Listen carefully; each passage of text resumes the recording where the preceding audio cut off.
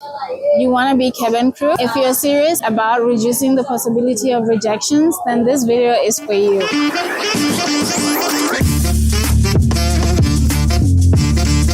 Hello everybody, welcome to my YouTube channel. Welcome to Genuine Me. I'm so glad that you're tuning into my video. If you have not yet subscribed, what are you waiting for? This is your time. If there is any type of content that you'd like for me to produce, just leave it at the comments and I got you. Today I'm going to give you a strategy that can land you a cabin crew job. If you do these 4 things, I promise you stand a really good chance of getting this cabin crew job, especially if it's your dream and everything. The first point, I need you to think long-term about this, which means long-term preparation. I need you to take about 6 months to 1 year in preparation, depending on what weakness you might be having. Why am I saying this? Somebody just now heard about cabin crew, went out to the interview and got rejected over a small little thing. It could be that you don't have customer service experience, you have a scar, crooked teeth. It could be you failed the English test or can't speak English well. It could be your voice projection. It could be literally anything. The key is being prepared. The question is, how much time do you need to get prepared? It depends on the thing that you're dealing with. Let me say I'm talking to somebody who doesn't have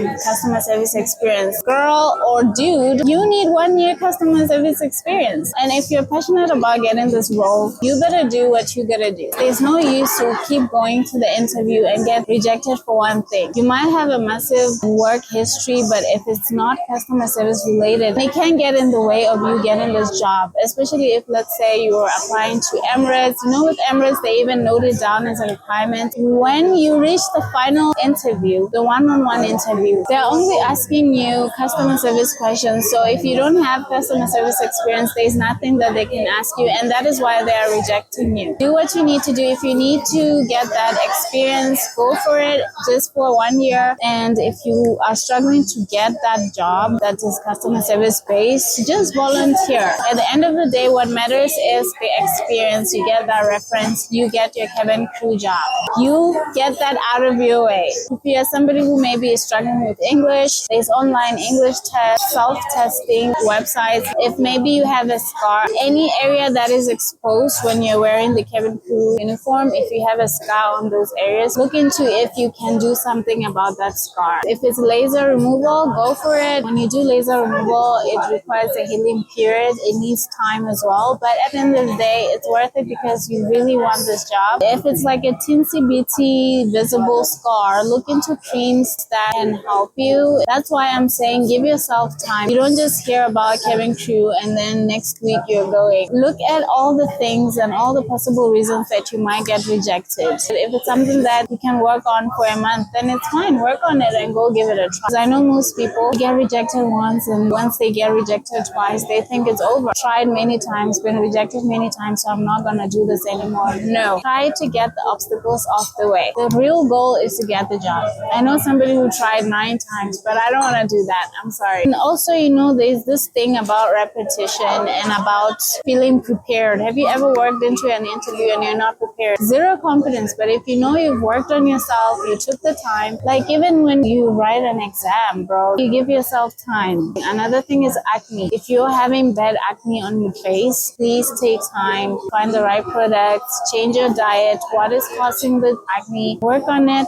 Take time. The second thing that I'm going to need you to do is plan around rejections. Rejections are a part of the process. You have to get comfortable with it. See it as a possibility that you might get rejected, and don't take it personal. Go back home, reassess yourself. What went wrong? What could be the reason that they rejected you, and work on it. And simply go back to try again. I'm suggesting a strategy where you can tell yourself within 6 months, I'm going to try 2 times. Also be open to trying other airlines. It depends for you. Do you specifically want one airline, or you just want to be cabin crew within the range of Qatar, Etihad, and Emirates, the Middle Eastern airline? If you can try at Qatar, you can definitely try at Emirates, you can definitely try at Etihad. Broaden your options. Be open-minded. You might work at Emirates for a year. If you wanted to be at Qatar, you can always try again. Try at least 3 times within 6 months, and maybe try twice with one airline and once with the other airline, or just try 3 different airlines within 6 months. This increases your chances of making it. If you're trying for the second time with the same airline, just change your email and tweak a few things so that they can't really tell that it's you. This is very important. And if they do ask you, have you been here before? Do not say yes. I made a whole video on this. Please do check it out. I'll try to put it up here.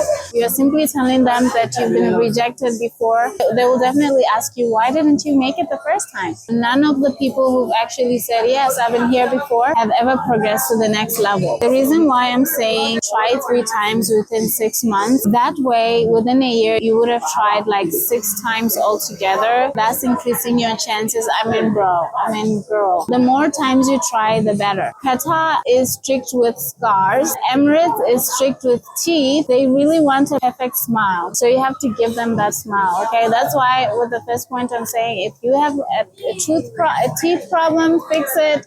If you have a scar problem, fix it. If you're aiming at Qatar, so like try different airlines so that the other airline that rejected you for that small problem, with the other airline, it might not be even a huge problem. They might even take you. They have different values, different priorities. Now, the third thing that I'm going to need you to do is to have your own standout factor. Come with an advantage, okay? Have that one thing that nobody beats you at. You walk into that room, you give them this glorious smile, and it stands out. They can't rub you out of their mind. They will definitely invite you to the next stages. So have that thing that's just you, and you walk into that room, you take over the room. If it's your voice projection, your confidence, let it stand out. So a standout factor could be that thing where you walk into the room and they're like, that one girl has this. When they're assessing, they can't really push it out the way. It stands out such that it overcomes your little mistakes that you did at the interview. It overcomes small weaknesses. They're like, but her smile is perfect. Nothing else matters. You know what I mean? Her confidence is perfect. It doesn't even matter that she has half customer service experience, but the way she spoke, it sounds like even though she doesn't have customer service experience, she can do the job. She's not flinching. She has good energy. She exudes good energy when she's talking. I'm a recruiter, but she made me feel like, wow, have that standout factor which speaks for you, which makes them note down your name. And to do this, it takes us back to point number 1, work on yourself, give yourself time. Now, the last thing that I'm going to need you to do is make sure that your CV is ATS friendly. Now, I've already spoken about the perfect CV for cabin crew application. You can just scroll through on my videos and you'll find it. So basically, ATS friendly CV is a CV that the system can identify and read through. Don't use Photoshop to make your CV because it's not going to make an ATS friendly CV. And there's online sites where you can actually upload your CV and they test how ATS friendly is your application. So basically that is it.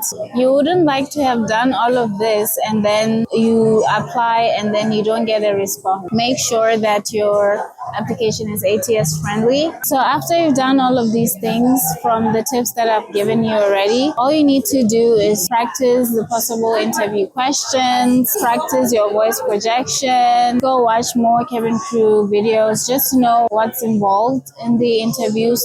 You can even watch my videos. I try as much as I can to provide that content for you. Just do your research. Learn about the airlines. Research about everything. Remember to take time and work on yourself because this is important. There's a saying that says, victory loves preparation. So go get ready. Don't rush yourself. Don't hurry this process and then you go and get rejections which hurt you and demotivate you, and you're actually being rejected for a small little thing and you make it a big thing and then you think, oh, I'm never going to do this again. I've heard women say this. Prepare and go get it. Thank you so much for watching my video. Please do comments, give us your tips if you have any tips. We are all family here striving towards the same goal. So comment on the comment section and let us know what's on your mind. What do you think about my video? What questions do you have? Thank you so much for watching. Please give my video a thumbs up if you liked it. If you're serious about getting this job, let's have more conversations. subscribe. Okay, thank you so much, guys. I love you. See you on the next video. Remember to stay genuine.